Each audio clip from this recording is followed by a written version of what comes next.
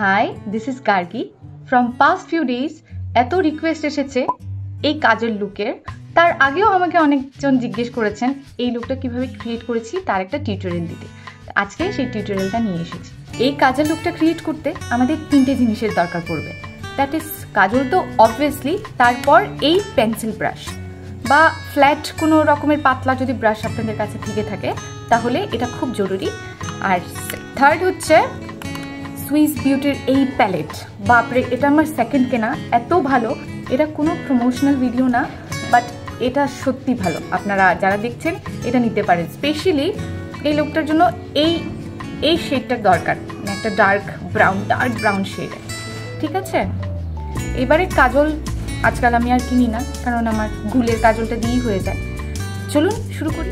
প্রথমে আমরা কাজলটা দিয়ে একটা আউটার লাইন ক্রিয়েট করব। যদি কারোর পেন্সিল থেকে থাকে তাহলে দরকার নেই আউটার লাইন ক্রিয়েট করার, ভিতরটাকে ফিল করার সাথে সাথে একটু বাইরে চলে আসে, সেটা দিয়েই হয়ে যাবে। তবে মেক শিওর যে এই টানটা যেন আসে। অনেক সময় পেন্সিলটা দিয়ে টানটা দিতে গেলে না অনেকটা মোটা হয়ে যায়। তার জন্য আমি এটা বেসিক্যালি আইলাইনারের একটা মানে কি বলে তুলি, তাই তো? এটা বেঁচে গেছিলো, আমি একটু জোগাড়ু মানুষ, আমি রেখে দিয়েছি।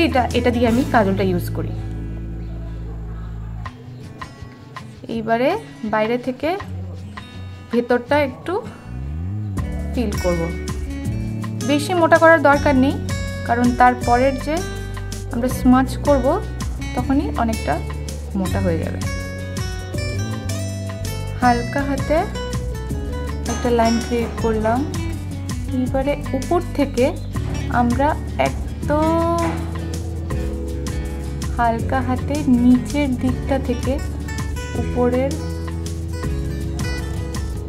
লাইনটার সাথে একটা ম্যাচ আপ করব। ওকে, নাইস। এইবারে ওই চোখটাতেও সেম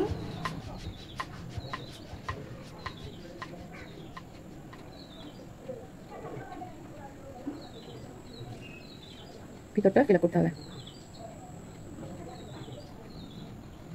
খুব ঠান্ডা মাথায় করতে হবে, যে কোনো মুহূর্তে নষ্ট হওয়ার চান্স থাকে।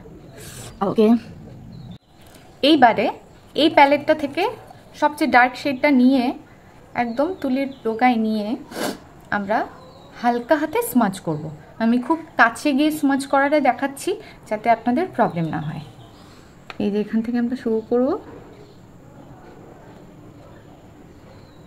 খুব হালকা হাতে।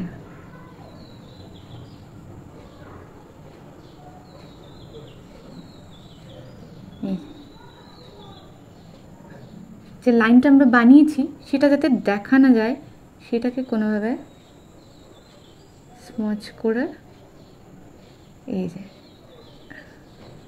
উপর দিক দিয়ে এইভাবে টেনে টেনে দিতে হবে। বাকিগুলো যেগুলো বেরোচ্ছে সাইড দিয়ে সেগুলোকে আমরা হাত দিয়ে এভাবে ঠিক করে নেব। যারা মেকআপ আর্টিস্টরা দেখছেন প্লিজ যদি কোনো ধরনের ভুল হয়ে থাকে আমাকে ক্ষমা করবেন, কারণ আমি ছোটোবেলা থেকে নাচের মেকআপ করে এসেছি, সেইভাবে যা শেখা নিজের থেকে। ইভেন আমার বিয়ের মেকআপটাও আমি নিজেই করেছি। যা এদিক থেকে এদিকে কাজল লাগছে। ঠিক আছে, স্মাচটা দেখতে পাচ্ছেন? এই যে খুব হালকা হাতে, মনে থাকে কেন, ঝটপট এরকম করতে গেলে এই রকম মোটা হয়ে যাবে। খুব হালকা হাতে, অনেকটা মোটা হয়ে গেলে অনেক সময় আমরা মেকআপটা করে তারপরেই কাজল লুকটা ক্রিয়েট করি, তো এবারে বেশি মুছতে গেলে মেকআপটাও চলে যাবে। এইবারে ব্রাশটাকে অল্প করে এইভাবে মুছে আমরা একটা তার থেকে অল্প একটু লাইটার শেড নিয়ে জায়গাটাকে অল্প অল্প হাতে স্মাচ করে নিলাম।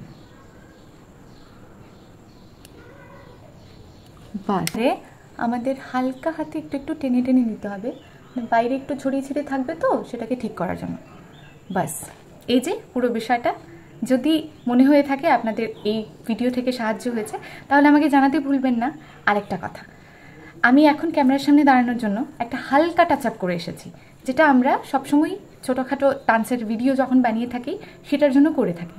আপনাদের যদি সেটা জানতে ইচ্ছে হয় আমাকে মেসেজ করবেন। তার আগে আমাকে 1-2 জন বলেছিলেন যদি এখনও মনে হয় জানতে ইচ্ছুক তাহলে আমাকে জানাবেন। সাথে সুইস বিউটির যে প্লেটটা আমি ইউজ করেছি সেটার লিঙ্ক যদি আপনাদের দরকার পড়ে তাহলে আমাকে কমেন্টে জানাবেন, আমি আপনাদেরকে লিঙ্কটা দিয়ে দেবো। কেমন? টাটা।